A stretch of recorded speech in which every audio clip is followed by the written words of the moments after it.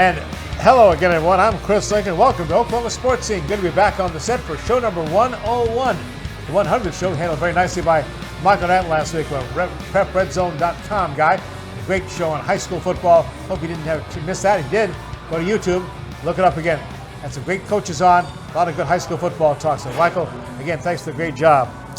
Welcome to Oklahoma Sportscene. Again, show 101, and back here at Bricktown Brewery on Peoria, there in the Brookside area. We're back with our guy as the bar manager here, good friend of ours, Brandon Stage, done a great job out here. And Brandon, something new. I haven't seen the six-packs. Talk about the beer and what's involved with these now. Yeah, so we have two of our beers. We bottled, or we put them in cans to be able to sell, and six-packs to go. And then also they're available at some of our local liquor stores as well. So we bottle them up so they can be sold elsewhere for people to buy. You get them right here at Bricktown Brewery, all Bricktown Brewery locations. Yeah, you can buy them here as well, just like our growlers. So those are some options for getting some beer to go. And of course, we talked about some of the fabulous food options here. I know Bong Knight was raving about his macaroni and cheese and hatch burgers the other week and stuff, but a lot of great features here. Always changing the menu, always adding the craft beer and stuff. And of course, it's football time and great TVs here. Great hours too. Talk about the hours so here at Bricktown. we're getting pretty excited for football season, but we're open Sunday through Thursday 11 to 10, and then Friday, Saturday we're open 11 to 11. Again, a lot of great screens here. Enjoy the football action stuff. Enjoy the food. Enjoy the friendship. Enjoy, again, the craft beer. Come and get a six-pack as well here. So, again, as always, man, thank you, buddy. Appreciate that. Yeah, you're welcome. Let's take a look at what we have on the show this week. It starts with Chad Weiberg, Athletic Director at Oklahoma State University. We're on two segments with us, talking first about the crazy conference realignments, how it's affecting Oklahoma State University, then about their big fundraiser they're pushing. And again, big news about ticket sales for football at OSU. Oklahoma Sports Hall of Fame was this past week.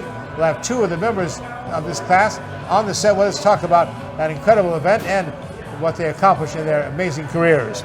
Emmett Hahn, speaking about a career, going to be a future Hall of Famer, racing legend, looking ahead already to the shootout and the Chili Bowl. We're promoting that as well. And of course, Remington Park Racing, their season underway this Friday. Looking forward to previewing that for you as well. Remington Park Racing starts Friday at Remington Park in Oklahoma City. Time now for our hot topics presented by the Tulsa World. And the Associated Press just released its preseason college football poll this past Monday. The Oklahoma Sooners, for the 24th consecutive season, are ranked among the top 25. The Sooners, in fact, their streak of 24 appearances in the preseason top 25 is the second longest in all of college football, just behind Ohio State. It also represents the 65th time OU has appeared in a preseason AP poll. That's second most to Ohio State as well. OU's all-time average, by the way, AP rank is 6.8. That is the best in the nation in all of college football, just ahead of Alabama. Additionally, 66 appearances in the AP preseason poll. Oklahoma has been ranked 20th or higher 63 times. This occurred in each of the last 24 preseason polls. Here's a look, as you see, at the poll. Usual suspects on top, starting with Georgia, of course, number 1, Michigan 2, Ohio State, followed by Alabama, LSU, USC. Then it's Penn State, Florida State, Clemson, and Washington. Sooners, by the way, are one of 4 Big 12 teams in the AP poll. Texas ranked number 11, K-State is 16, TCU is 17, Texas Tech, Big 12 earned votes for the 26th spot overall. Also getting votes was Baylor University, and Kansas also picked up a few votes. Oklahoma ranked number 19 preseason poll in Conference USA Today, number 20 in the AP poll.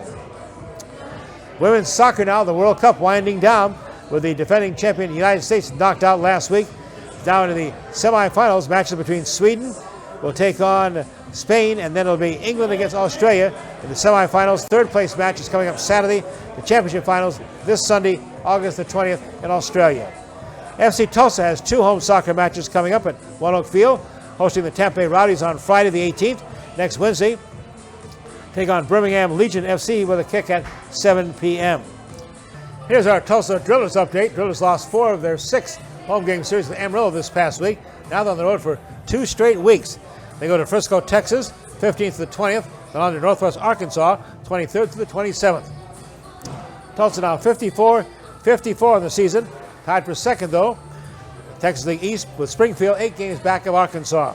Those return to One Oak Field to host their first half Texas League champion Arkansas Travelers for 6 games, starting starting on Tuesday, the 29th through Sunday, September 3rd. That, by the way, is the next to last homestand for the Tulsa Drillers this season. Tulsa Oilers Indoor Professional Football League team just completed its first season. The league has honored owner Andy Skirto and general manager Taylor Hall with its Executive of the Year award for the 2023 season. First season of pro football indoors, the Oilers averaged 7,000 to 8,000 fans a game, had a league high of over 10,000 plus one of its home games. FedEx Cup Golf, the first of the 3 series of Rich Golf. Lucas Glover won the tournament in Memphis this past week, beating Patrick Cantley in a sudden death playoff. Now the top 50 golfers in the point standings go on to Chicago for the BMW Championship. And out of that, the 30 then head for the final in Atlanta, August 24th through 27th. That's the Rich Wrap-Up Championship, $18 million first prize for the winner of that tournament. We'll come back. We'll be joined by Oklahoma State Athletic Director Chad Weiberg. That's next on Oklahoma Sports Scene. There are 3 things you need to know about Bricktown Brewery. We never stop obsessing over the quality of our fresh, made-from-scratch food. From pizza and burgers to salad and seafood, there's something for everyone. Our beer selection is second to none. Between handcrafted Bricktown beers and local craft favorites, you're sure to find one you'll love. We can't wait to serve you. Great food, local beer, and truly friendly service. Bricktown Brewery, we love what we do, and it shows.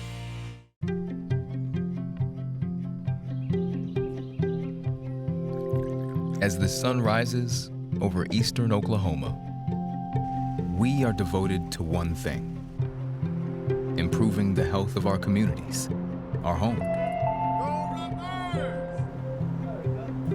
We are your friends, your neighbors. We are the people of St. Francis. The Remington Park Thoroughbred season has plenty of winning action with many big stakes dates set for you on the calendar. The richest race of the season is on the only Sunday of the season, Oklahoma Derby Day, September 24th. The Grade 3 $400,000 Derby headlines a brilliant card that also features the Grade 3 $200,000 Remington Park Oaks. The Derby Day program begins at 3 p.m. and features the annual wine tasting festival along with a hat and tie style contest. Remington Park's Oklahoma Derby Day, Sunday, September 24th, 3 p.m. Tulsa Oilers hockey at the BOK Center. The ultimate experience of hockey and entertainment. Save big on season tickets today. Full season tickets starting as low as $17 per month for all 36 home games. Get your season tickets at TulsaOilers.com. That's TulsaOilers.com. Experience hard-hitting, glove-dropping, pulse-pounding, glass-rattling kind of thrill. Season tickets available now at TulsaOilers.com. That's TulsaOilers.com. This is your town, your team, your Tulsa Oilers hockey.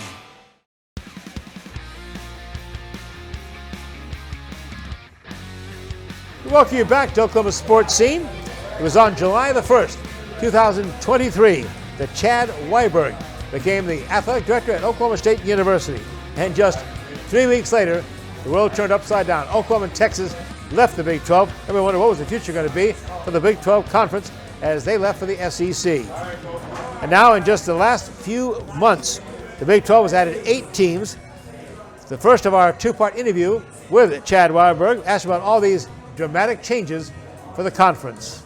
Well, first of all, hello, and thanks for having me. Yeah, it's been a remarkable couple of years and sort of a remarkable change. If you go back to that time in July of 2021 and the narrative that was around the Big 12 conference at that time, was talking about everything from significant revenue reduction from our media rights holders to, the possibility of the Big 12 breaking apart.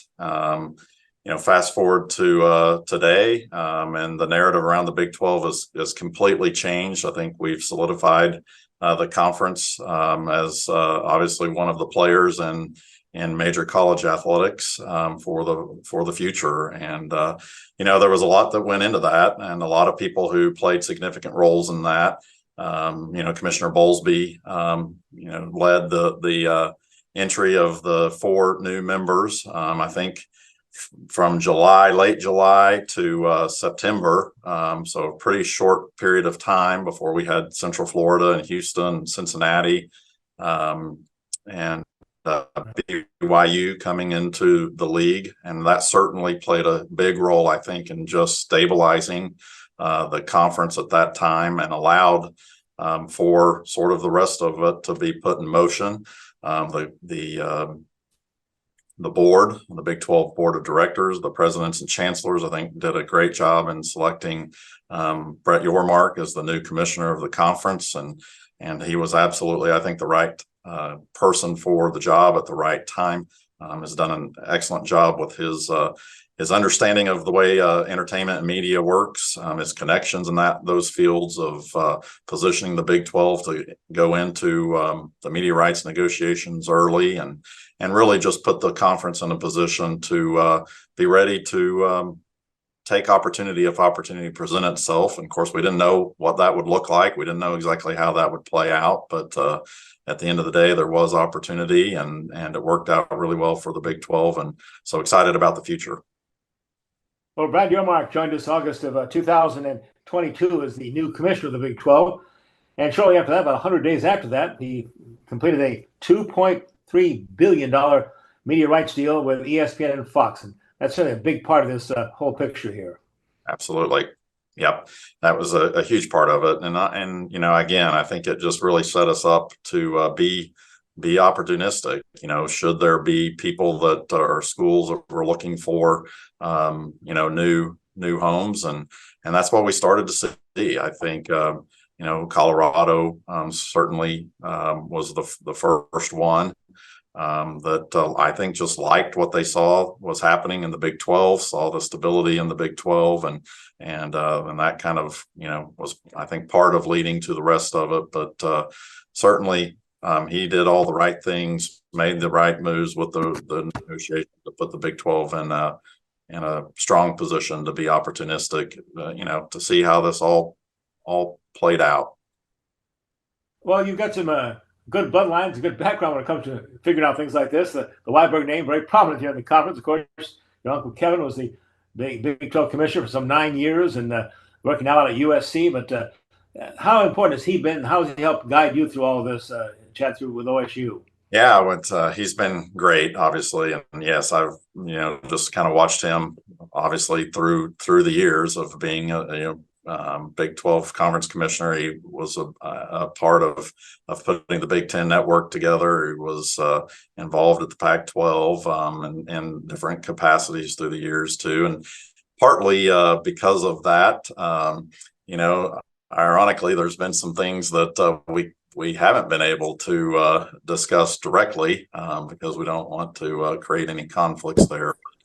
But in general, he's just been very helpful to me all along the way, and just kind of having, you know, an understanding of what is happening in college athletics, sort of the trends, where things are going, what's valued, those kinds of things. So certainly a huge mentor of mine. Well, Chad, help us with the math now. Let's see. We're the Big 12, and then we were with 10 teams. Then we're going to be the Big 12 with 8 teams. Then the Big 12 with 12 teams. Now it looks like in 2024, the Big 12 with 16 teams. What are we going to call ourselves? Well, for now, we're going to still be the Big 12. I'm sure that will be a discussion that we continue to have with Commissioner Yormark. Again, that's something that fits right into his strengths of understanding branding and marketing. But, you know, I think the thing about it is, and it's kind of an irony a little bit, is through this process, I think we've built some really good equity in the name Big 12. And yes, I get the number doesn't match anything anymore, but I'm not sure that matters. But when you have schools talking about being excited about being part of the Big 12 and what that means for them and their institutions and their fan bases, you know, I think that gives you an insight into the equity that's been built into the name of the Big 12 conference.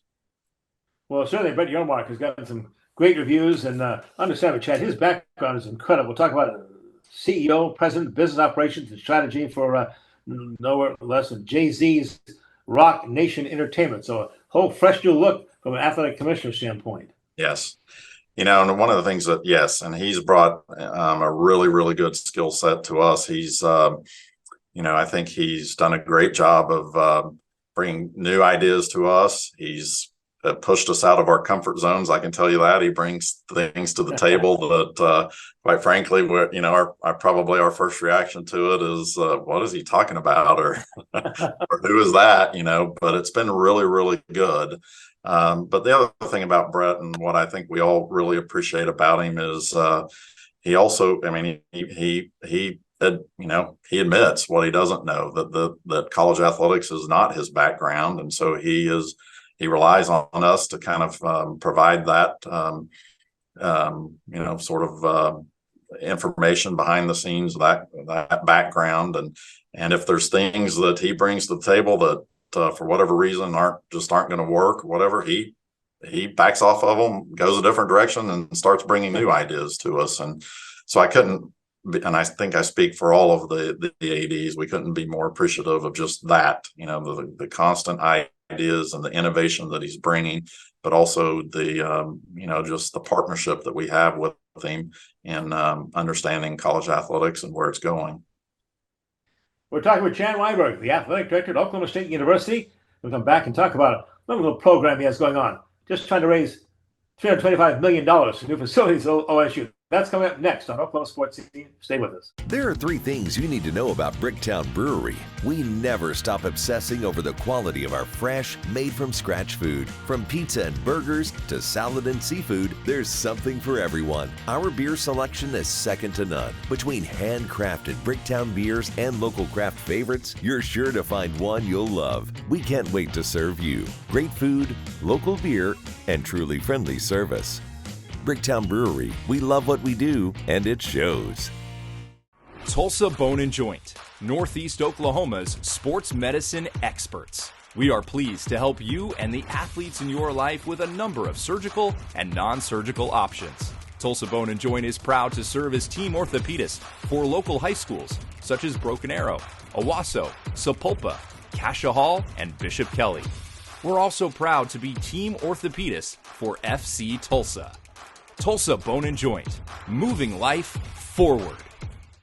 The Oklahoma Sports Hall of Fame, home of the Paycom Jim Thorpe Award, is a treasure trove of memorabilia honoring Oklahoma sports legends. For museum hours or to schedule a tour, go to oklahomasportshalloffame.org.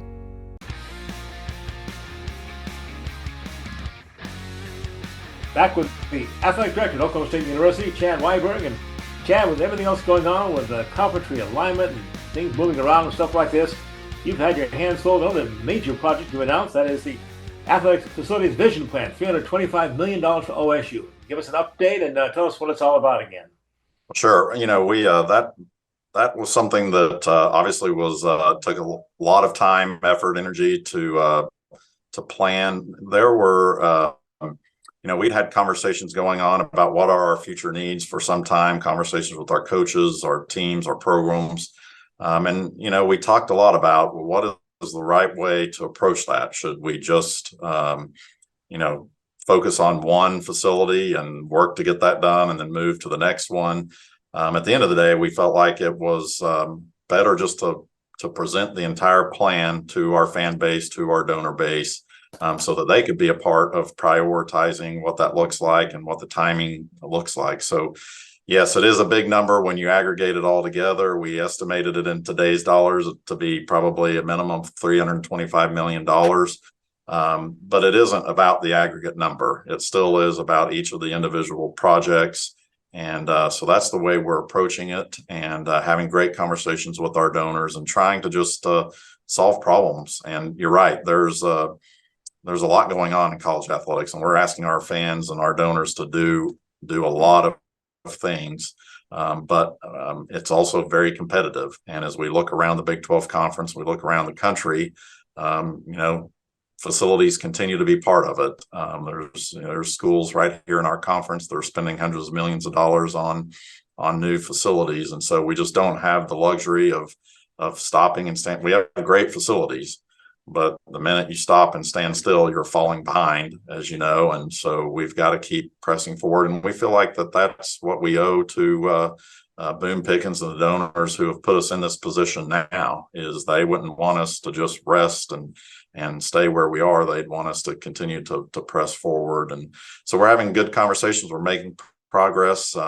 We have architects. We've hired architects to start the design phase of the Human Performance and Innovation Complex, and so we're making headway there, and hopefully we'll be making announcements that we're moving forward with breaking ground here in the near future.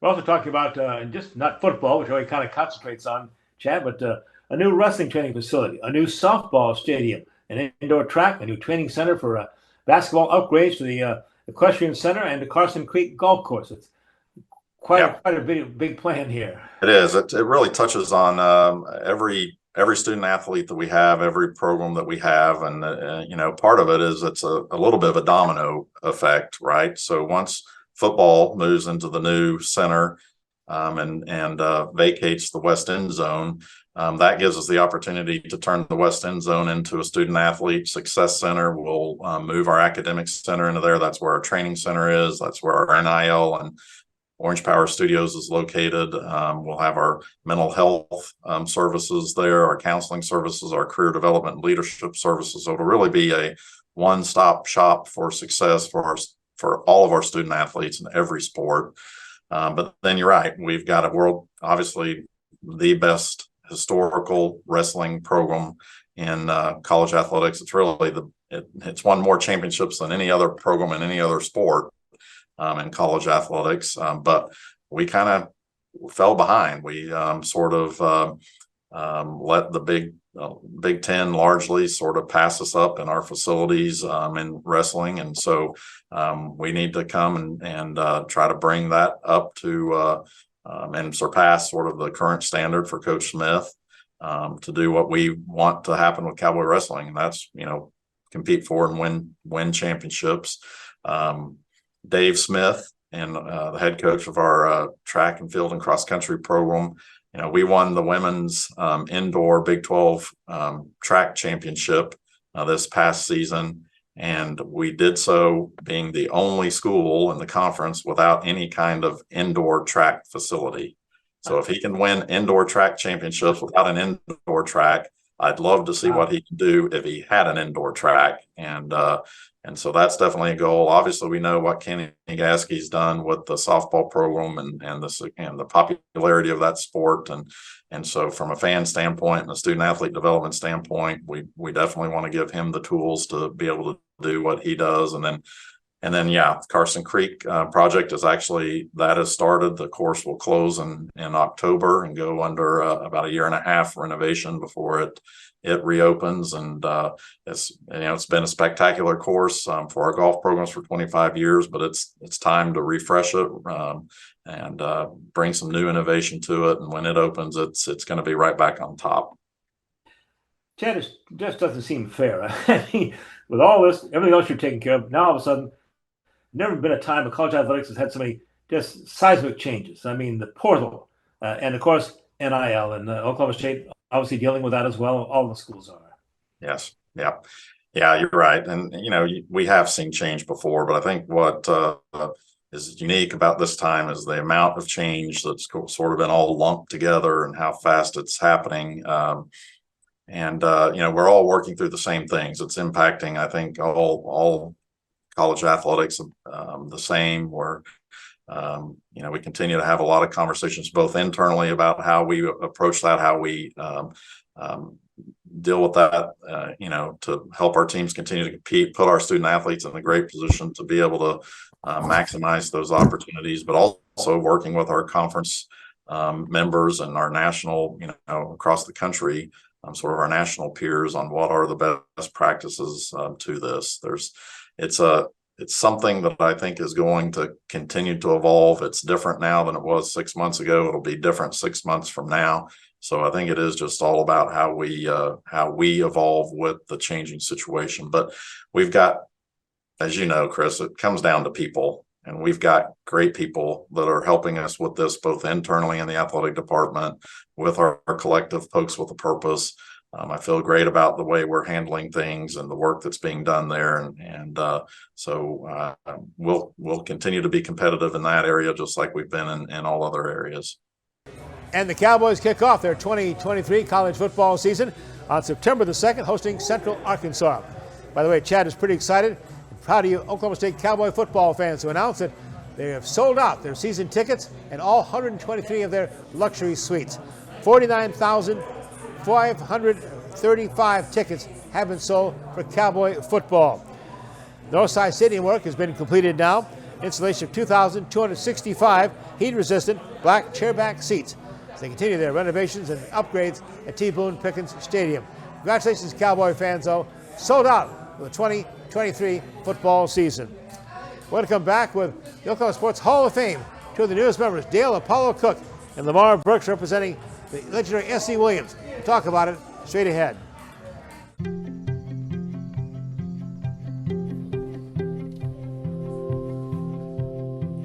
Around the clock, throughout eastern Oklahoma, we are devoted to one thing: improving the health of our communities, our home. We are your friends, your neighbors. We are the people of St. Francis. Indoor football is back, Tulsa, and season tickets are going quick. Don't miss Saturday night entertainment starting as low as $9 a month. The Tulsa Oilers indoor football team kicks off again in March, Saturday nights, 7 p.m. BOK Center. Season tickets are on sale now. Go to TulsaOilersFootball.com. That's TulsaOilersFootball.com. Get your season tickets now. Don't miss your chance to experience the fast-paced, helmet-hitting, pad-popping excitement of professional indoor football. TulsaOilersFootball.com.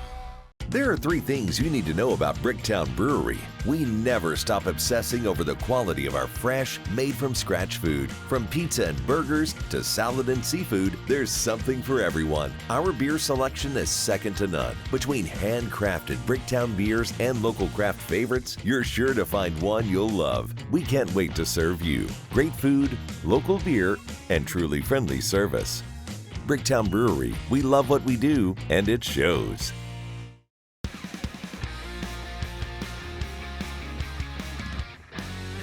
The Oklahoma Sports Hall of Fame inducted its 2023 class last Monday, August the 7th. That's what Michael Knight filled in for me. I was the part of that thing, but here are 2 guys that really deserve some Hall of Fame honors. What a class it was. S.C. Williams, posthumously, the incredible, legendary Booker T. Washington coach. Man, Lamar Brooks can talk about him. Dale Apollo Cook, first martial arts ever inducted into the Hall of Fame. Then James Trapp, incredible athlete, an Olympian, a Super Bowl champion, amazing. Sandy Fisher, she was Oklahoma State softball, started the program at OSU Cowgirls. And Brett Price, a basketball star at OU and the NBA. What a class, guys, great to be with you. Congratulations on the honors. Congrats to you. Dave, Congratulations. You got to start for us, coach, representing S.C. Williams. And you had some personal experiences with the legendary coach. It goes back to, not you, but he goes back to the 1920s. Wow. Exactly. Actually, like 1921. But when I was a senior at Booker T. Washington, he came out and conducted our practice sessions. Apparently, he must have played offensive line in high school, and he saw where we were having problems with the long snap. So he worked with us, and from his knowledge, when we played the game 2 or 3 days later, I converted all 5 of my long snaps for extra points, thanks to Seymour Williams and his expertise. Not a bad coach. Listen, 17 football state championships, 14 undefeated seasons during that time, 290 wins, 23 losses, 11 ties in his career, 19 basketball state titles, and 4 national championships, and 6 national track titles. What a coach and what a program, Booker T. Washington. Great. Also, as a junior, when they erected the new Booker T. Stadium in his name, the 1972 team was the first team to play in S.C. Williams Stadium. And this guy, of course, is known for the years, Dale Apollo Cook, the first to represent martial arts in the Oklahoma Sports Hall of Fame. Quite an honor, Dale. Well deserved and certainly well earned all the blows you took. I definitely took my share of blows to the head and body, and it's a great honor, especially for my sport of martial arts, to be acknowledged along with football, baseball, basketball, the big 3. And what a lineup of people from Barry Switzer to Barry Sanders, and all kinds of great athletes. Mickey Mantle. True honor, man. Jim Thorpe, unbelievable. You got started at age 15. Old friend of our D.W. Kong kind of got you in this, right? Right. I started martial arts training. I saw a Bruce Lee movie, and I knew that's what I wanted to do. And then I got introduced to Muhammad Ali. Wow. And those were my 2 heroes. And They both were great teachers of believing in yourself, and they planted some seeds in me, and I was able to see what I wanted to do with my life. And Master Kong brought discipline to my life and the martial arts, and it's a great journey. I wake up every day for the last 45 years, and I do what I want to do. 7th degree black belt, won multiple national and international world titles, career kickboxing record, boxing of 94-4-1, a boxing record of 19-2-1. What'd you enjoy more, Dale? You know, I enjoyed kickboxing the most because you can be very innovative and you have so many more weapons. Right. When you add the kicks in there and the ability to spin and throw punches and spin and throw kicks that are absent from boxing. But boxing was a great sport too, a tough sport. And I went into boxing just so I would be a better kickboxer. And when my opportunity came to go to Japan and fight where Americans were getting killed on a regular basis, my boxing skills made a difference and allowed me to find ways to win and made me kind of a bit of a local hero in Japan as well. I'd like to hear more about his trips to Japan, and there were many of them, and some of his great fights over there, and never got knocked out, correct, in your whole career? That's right. As a boxer or a kickboxer, I never got knocked out. Never got knocked out in the gym. I got TKO'd once. That's where you get knocked down three times. Yeah. But I don't know how to explain that other than one of my coaches from Tulsa, Eddie Duncan, my first boxing coach. Yeah. He was such a conditioning addict. He was such a, he drove you. He drove you, and he didn't believe you. He made you show him you was running 6 miles a day. Wow. He really pushed me, and I believe that level of conditioning is why I was able to get up when I did get knocked down. Lamar, S.C. Williams, what was his secret? What an incredible record. We talked about his championships, national championships, and a very tough time for black athletes. Exactly. He was, I guess, Martin Luther King on the north side at that time, before there was Martin Luther King. He coached over 30 years, and when he first started coaching, blacks were not allowed to play whites. And after learning the rules and regulations, he instituted the academic eligibility for the black athlete. And he really had to take his team and travel to get competition, right? Exactly. He won 5 national titles in basketball. His track team never lost a track meet. And most of his schedule was, like you said, out of state. And now, nice to see his name up on that stadium, huh? Great. It's an honor to realize that I had the opportunity to be around him for a week, and to look back on it. It's astounding to know that I actually played for S.C. Williams at 82 years old, because he was just as fiery as he was when he was a coach in the 1930s, as they say. All right, Apollo, take us to Japan now. A number of trips to Japan and through the Asian part of the world. Yeah, I went, my first trip to Japan was in '92, and I went there to fight the champion of Korea. And I was a big underdog in that fight, and like I said, my boxing skills came through for me, and I got the win. And it was so rare for an American to win that it kind of made me popular. And after that, I fought the champion from Thailand and won, and the champion from Japan and won. And the craziest thing happened.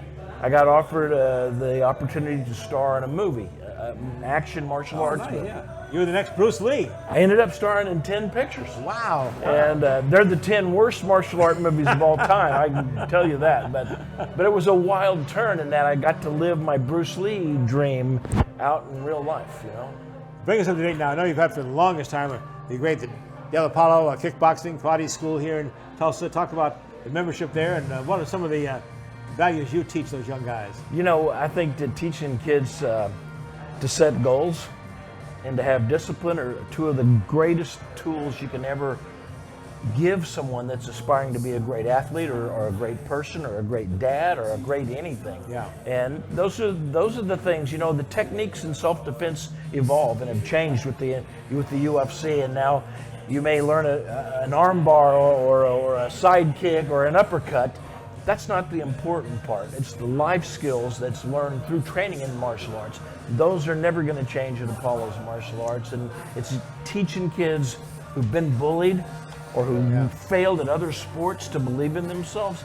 That's what we do, and that's that's the gift I was given, and I'm just happy to be able to pass it on to my community. How many students now in the class? We keep an active count of 350 students at Apollos and have for age, girls and boys both, right? 6 to 70. Wow. How about 75? We have 75. We can do that. We can do that. Well, I know he is Booker T. Washington history. Curator there, run the museum there and stuff. And what an incredible job that's going to be with all the great history of the Hornets. Appreciate it. I like to say I played the game at Booker T. I've coached the game at Booker T. And I've grown up in that neighborhood. I've made myself the proclaimed historian. He's also a documentary maker too. Talk about your two DVDs here. Yeah. Get those for us. We have two DVDs here created by myself, Dr. Rodney Clark, who's also an ex-Hornet football player, Rocky Bright, who played for the University of Oklahoma, and another guy, the late Gerald Hicks. We were all former football players. Right. And we have a football video called Hornet Football Excellence. You can Google it on YouTube. And then we have another one in basketball that we just put out. It's called The Legacy Continues. And we showed it at the Circle Cinema for over 200 fans in January. We're very proud to be part of the Oklahoma Sports Hall of Fame, and very humbling at the same time. You look at those names, through that entire run, over 200, and then I've been on the nominations and election committee for 20 years, and we have 200 nominees waiting that are, world champions, Olympic champions, national champions, amazing, world record holders, and it's just incredible. Well, Chris, you are. It was a well-deserving honor for you to be in the Sports Hall of Fame because you tell our stories. If it wasn't for you, there would not maybe be a Dale Apollo Cook, or not so many people who told the story, right? So thank you. Tell the story. Well-deserving, brother. Very appreciative of that, and I tell people it's not the years, it's the mileage for mine. Right. Enjoy that so much, and tell your stories. It's been a great honor, you guys, through the years. And Dale, been friends for a long time, my buddy. Appreciate that. Lamar, all right, great. Keep that history going with Booker T, buddy. All right. We've got the right time. Looking forward to doing that with you guys. And we have another Hall of Famer we need to get in here from this area, right? Emmett Hahn. Yeah, that's a natural, man. I couldn't believe it when you brought that up that he's not in the Hall of Fame. He will be soon, we promise you. In fact, we know right now he's going to be on our show coming up next. Future Oklahoma Sports Hall of Famer, the racing legend himself, Emmett Hahn, coming up next on Oklahoma Sports Scene. Stay with us. The Remington Park Thoroughbred season has plenty of winning action with many big stakes dates set for you on the calendar. The richest race of the season is on the only Sunday of the season, Oklahoma Derby Day, September 24th. The Grade 3 $400,000 Derby headlines a brilliant card that also features the Grade 3 $200,000 Remington Park Oaks. The Derby Day program begins at 3 p.m. and features the annual wine tasting festival along with a hat and tie style contest. Remington Park's Oklahoma Derby Day, Sunday, September 24th, 3 p.m. Tulsa Oilers hockey at the BOK Center. The ultimate experience of hockey and entertainment. Save big on season tickets today. Full season tickets starting as low as $17 per month for all 36 home games. Get your season tickets at TulsaOilers.com. That's TulsaOilers.com. Experience hard-hitting, glove-dropping, pulse-pounding, glass-rattling kind of thrill. Season tickets available now at TulsaOilers.com. That's TulsaOilers.com. This is your town, your team, your Tulsa Oilers hockey. Hi, I'm Dr. Caleb Nelly with Tulsa Bone & Joint in Owasso.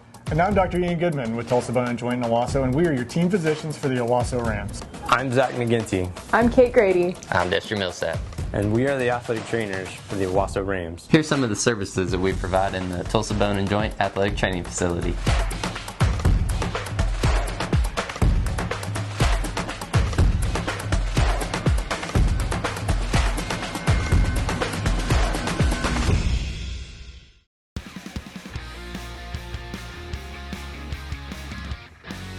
We welcome you back to the Bricktown Brewery, Brookside here in Tulsa, Oklahoma, Peoria. Got the growlers here, we got their beers here, we got their trio we enjoy, and we got Emmett Hahn, the racing legend himself, and I promise you he will soon be in the Oklahoma Sports Hall of Fame. Well deserved. And he's like most of us, it's not the years, it's the mileage, right, buddy? That's it, yeah. Bunch of left turns. Well, let's talk about, I said, I missed him earlier to talk about, well, we know the shootouts in December, the Chili Bowl, of course, is January. Also, I got a press release, though, talking about all of a sudden let's start entering and you're ready to mail out tickets, too, all right, for the Chili Bowl. Tickets just went out this week, and it's, you know, what's sad is we used to mail them out, regular mail, and then people would come in and say, well, I left my tickets at home, or I didn't get my tickets, and so it just kept kind of snowballing. So now then everything goes out registered mail. Everybody has to sign for their tickets, but it's gone. You also got the first call out for early entries for the 39th Tulsa Shootout, December 27th to 31st. What a way to end the year. I tell you what, and we've done this on New Year's Eve. We've done it on New Year's Day. I know, but like last year, so many of these families had to come here and spend their Christmas here because we parked the next day. But as I was saying, we got 1,900 entries last year, and I mean, that's just unbelievable for 6 classes of cars. Describe the type of racing we see in the shootout as compared to the Chili Bowl. They're just smaller cars. In fact, people won't believe it, but 2 of the classes at the shootout, they're faster than the Chili Bowl midgets. Really? Yeah, because they're smaller, lighter. They run 600s. The noise on them is terrible, in my opinion. But what's happening now, a lot of the Chili Bowl drivers are coming in here and running the shootout just to get kind of familiar with the racetrack and what they need to do to the chassis on their cars. I know that's a real love of yours, too. You always prepare that quarter-mile dirt track there at the bottom of the Expo Square. Talk about what's involved with getting that ready for racing. Golly. Well, we kind of growed with it, Chris. You know, it takes 700 loads of clay in there to make the racetrack. These jersey barriers that you see on construction, we have about 250 of them in there for the wall, fence, cabling. It's a big undertaking. It takes us about 7 days from start to finish to get it ready, and 2 days to tear it down. Take a look at the dates now for the Tulsa Shootout. Again, the 39th annual, September the 20th to November 29th. That's the early entry period. Then move in and the draw on December 26th, the day after Christmas. December 27th, practice, first rounds of heats. December 28th to 31st, racing, starting at 9 in the morning. It's an all-day event, isn't it? We race from 9 in the morning till about 10:30 at night, and I mean, it's just continually, you know, there's one class I remember last year had 400 cars in one class, and you're eliminating them down to 24 cars. And then, if that's not big enough, but that's how it all started with the shootout. Yeah. And a year after that, then came the famous Chili Bowl, known worldwide. And this year will be the 38th annual running of the Chili Bowl.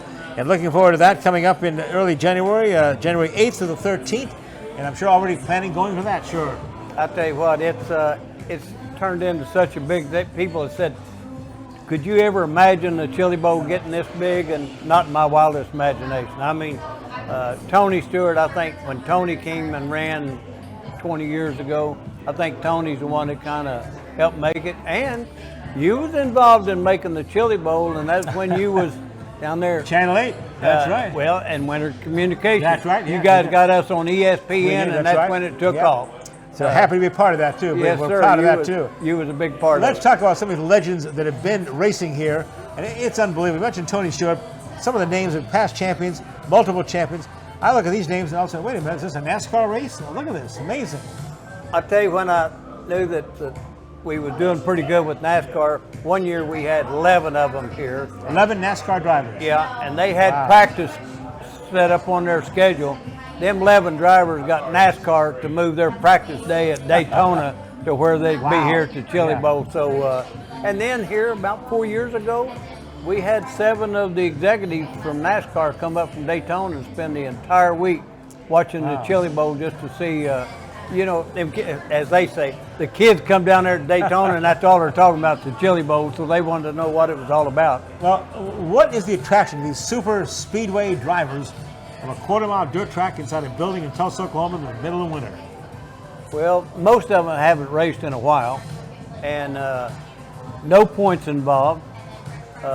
And you get to race against the best of the best in late models, modified, midgets, sprint cars, Indy cars, Formula One, and that never happens again all year long that you get to race against people from different sports. Logan Seeley is our defending champion. I see some names I recognize. Kyle Larson, they've been dominant. Christopher Bell, making quite name for himself in NASCAR too. He was our back-to-back champion, 17, 18, and 19. Yes, and Christopher Bell, he's a good racer. Yeah. I mean, and Kyle Larson, he's the best. I mean, there's no doubt about it. This kid's unbelievable. And you know, things that we forget about, Ryan Blaney that's running NASCAR. That's right, yeah. He ran the shootout. Is that right? He ran it for a couple of years. You know, Richard Petty and Kyle Petty's been up here. And the Swindell family has been dominant for the forever. years. And it's Sammy, of course, 2009, then Kevin, 10, 11, 12, 13. Wow. Swindell's owned this thing for about 8 or 10 years. And then the Bells came along and Kyle Larson. Well, I think back to what they helped us get it on ESPN too. Put a name like Tony Stewart out there, who won this event in 2002, came back and won it in 2007. I remember you couldn't keep him off the track. He was doing maintenance for you, and he just was really part of the whole program. Yeah, he's helping us with the racetrack. And now, when he said he was helping us with the racetrack, he's not just talking smack. He would still be there at 2 o'clock in the morning when we was finishing up the racetrack. I mean, he was sincere in what he was doing. And Emmett, I tell you, we've talked about this in Oklahoma City at our meetings too, how deserving you are to join the Oklahoma Sports Hall of Fame. All you've contributed through the years and the economic impact. I don't people realize for the Tulsa, the state of Oklahoma, you have people from all over the world come to the shootout and the Chili Bowl. Yeah, and you know, one thing that draws people in from all over the world is the race is going to go on. It's not going to get rained out like a dirt track can get rained out or asphalt track. We're centrally located. We're in the middle of the winter when nothing else is going on, and so it's just kind of like a perfect scenario right here, and I'm just fortunate enough to be a part of it. And these guys are all really, really anxious to get back in the car and get racing, aren't they? Absolutely, and some of them you can tell, some of them got a little rust on them. One thing I find one of the amazing things is when everybody pulls in, gets set up with all the trailers, all the equipment and stuff, all the cars. And it's amazing. And we've had cars coming from Hawaii, right? It's amazing. Oh, yeah. Hawaii, Australia, New Zealand. It's unbelievable. It's just unbelievable. Tulsa Shootout, December the 27th through the 31st. Then the big one, the Chili Bowl. That's going to be coming up, of course, in January. January 8th through the 13th. I even have to ask about tickets. Is it already sold out? I saw the renewal date. It was like 2 months ago or something. For 2 or 3 months ago, yes. The tickets are sold out. How do you get tickets? Can you get tickets at all for any of these events? There is a handful of tickets. I mean, when I say a handful, I'm talking maybe 20 or 25 with the reserve seat. And it's just because we're in a change with sponsorship is where them tickets came available. But they'll be gone. Also, a big part of it is that incredible trade show. People love that too. And I forget about the trade show. You know, it's got 60 booths in it, and it's free to the public. Come in there, just come in and go through that. Stay all day if you want, and until about Wednesday or Thursday of the week, up until about 1 o'clock, you can come in, go through the pits, see the drivers, see the cars, and you don't have to buy a pit pass or anything. It's just that's one thing I've always appreciated about this sport too. It really is fan friendly. Fans can really get involved with these drivers. Yes, they do. And from a sponsor standpoint, the fans of auto racing, they are very loyal fans. So they will patronize the sponsors, and that's what helps us get sponsorship. I remember poor Emmett tried to get my wife Becky involved in auto racing. And you remember you VIP'd her. Oh, yeah. You gave us a blanket to put down on the wooden bench. We're sitting there, and all of a sudden Becky goes, somebody just threw some dirt on me. What happened? The guy in front of me, honey, that's just clay coming off those big old racing tires. She goes, we're out of here. Yeah, that's it, yeah. I think people were sealed up here just to... And of course, everybody talks about, now wait a minute, you learn in driver's ed, don't have a car running in a closed, but you guys do a great job with the air filtering. It gets better every year. I'll tell you what, the county and the fairgrounds has done an outstanding job. They've spent hundreds of thousands of dollars. Now then, our CO level, we have 3 people, the health department, the fairgrounds, our people, walking around the whole building, checking our CO level in there. And I'm telling you, it's better than standing at the intersection of 21st and Yale. I can tell you that. Eric, thanks for all you've done for Tulsa. Yeah. I'll get you that Hall of Fame, buddy. You're well deserved. Congratulations. You're very, very deserving. Living Hall of Fame. That's the best part. That is the best part. They better hurry on me. December 27th to 31st, it's the 39th shootout. Then January the 8th to the 13th, the 30th annual Chili Bowl. We've got some more racing straight ahead. My kind of racing, too. Thoroughbred racing starts this week at Remington Park. Have that report coming up straight ahead.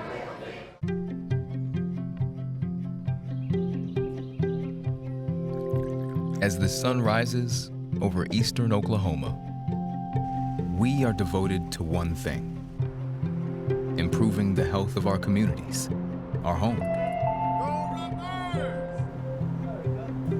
We are your friends, your neighbors. We are the people of St. Francis. Tulsa Oilers hockey at the BOK Center. The ultimate experience of hockey and entertainment. Save big on season tickets today. Full season tickets starting as low as $17 per month for all 36 home games. Get your season tickets at TulsaOilers.com. That's TulsaOilers.com. Experience hard-hitting, glove-dropping, pulse-pounding, glass-rattling kind of thrill. Season tickets available now at TulsaOilers.com. That's TulsaOilers.com. This is your town, your team, your Tulsa Oilers hockey.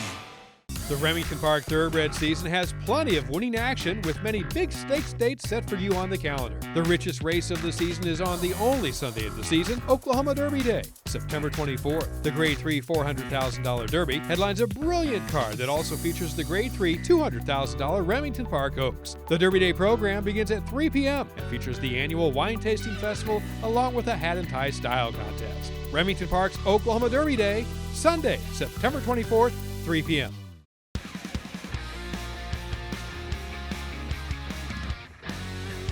Well, it's almost post time for the 2023 Thoroughbred Racing Meet at Remington Park in Oklahoma City. Opening night is this Friday, August the 18th. The meet runs through December the 15th. 67 days of live Thoroughbred racing. Gets off with a bang Friday night with a $100,000 Governor's Cup. And here's the horse that's the favorite in the Friday night race, Warrant. He won the Oklahoma Derby back in 2021 as a 3-year-old. He was made the 8-5 morning line favorite and is trained by Brad Cox, one of the nation's very best thoroughbred trainers. In fact, he leads the nation by earnings so far in 2023. Ward is now a 5-year-old with career earnings over $1 million, another millionaire running at Remington Park. The Governor's Cup is 1 1/8 miles. The main dirt track, field of 6, the 8th of 9 races on the card, and it's a post time of 10:23 in the evening. By the way, Remington Park, I don't know if you realize this, has provided more than $328 million to the state of Oklahoma General Education Fund. That's since the opening of the casino there in 2005. The track also presents simulcast racing daily, non-stop casino gaming. The best part about Remington Park is it's absolutely free. No charge for parking, no charge for admission. It's the best bargain in sports. Again, Thoroughbred racing at 7:05 p.m. Wednesday through Saturday. And we'll give you big coverage. Dale Day, of course, joins us every week, give you a recap of the action and preview of the big events coming up. Some great stakes races coming up. Be part of Thoroughbred racing in Oklahoma City at Remington Park. Going to be there. I'm going to be there for the Hall of Fame inductions there coming up later in September as well. Again, it's the start of the Remington Park Thoroughbred racing season this Friday night. The $100,000 Governor's Cup is the big race on the card. They have race Wednesday through Saturday, 7:07 post time. I'm going to come right back with my closing commentary on Little League Baseball. Indoor football is back, Tulsa, and season tickets are going quick. Don't miss Saturday night entertainment starting as low as $9 a month. The Tulsa Oilers indoor football team kicks off again in March, Saturday nights, 7 p.m. BOK Center. Season tickets are on sale now. Go to TulsaOilersFootball.com. That's TulsaOilersFootball.com. Get your season tickets now. Don't miss your chance to experience the fast-paced, helmet-hitting, pad-popping excitement of professional indoor football. TulsaOilersFootball.com. There are 3 things you need to know about Bricktown Brewery. We never stop obsessing over the quality of our fresh, made-from-scratch food. From pizza and burgers to salad and seafood, there's something for everyone. Our beer selection is second to none. Between handcrafted Bricktown beers and local craft favorites, you're sure to find one you'll love. We can't wait to serve you. Great food, local beer, and truly friendly service. Bricktown Brewery, we love what we do, and it shows. My name is Dr. Brittany Els. Here at Tulsa Bone and Joint Urgent Care, we treat a lot of athletes for wrist injuries, anything from sprains and fractures, elbow and shoulder injuries. Right here on site, we have the ability to do x-rays for your student athlete. We also have the ability to put them in a wrist brace or a knee brace if needed. And we have the ability to refer them to an orthopedic surgeon for follow-up care. We're an orthopedic urgent care and we have a walk-in availability. You don't need an appointment. One of the things that makes our urgent care unique is that it is physician run. We appreciate being able to care for your student athletes.